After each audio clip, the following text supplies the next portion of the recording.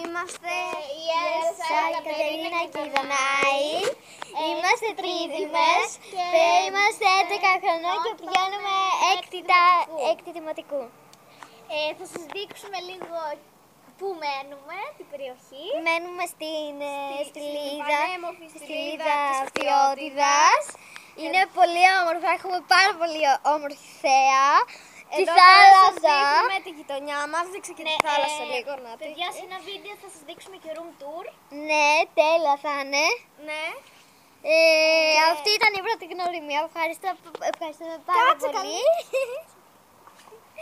Λοιπόν, σήμερα γιορτάζουμε την 28η Οκτωβρίου. Ναι. Είναι 27 βέβαια, αλλά κάναμε γιορτή στο σχολείο μας. Να και η ελληνική σημαία εκεί. Να πάμε να σας τη δείξουμε τώρα καλύτερα. Θα κάνουμε βίντεο όμως, παιδιά, επειδή έχουμε πολλά μαθήματα στην έκτη δημοτικού, θα κάνουμε βίντεο, εδώ θα μπορούμε να κάνουμε βίντεο σε 2 μήνες, δεν ξέρω. Πάντως θα αργήσουμε λίγο επειδή έχουμε πολλά μαθήματα. Ναι, παιδιά. Να τη γαλανόλευκη.